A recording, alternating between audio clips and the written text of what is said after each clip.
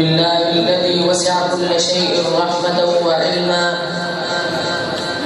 والصلاة والسلام على المبعوث إلى الناس معلما، وأشهد أن لا إله إلا الله وحده لا شريك له، وأشهد أن سيدنا وحبيبنا محمدا رسول الله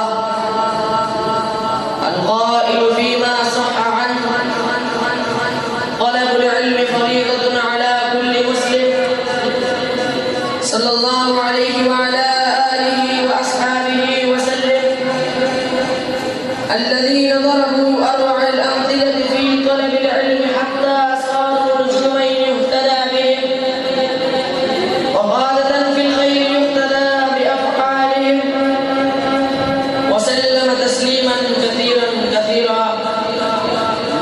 أما بعد، أيها الإخوة الأحباب في الله، لقد رفع الإسلام من شأن العلم وأهله، وذلك من خلال كتاب الله وسنة رسول الله صلى الله عليه وسلم.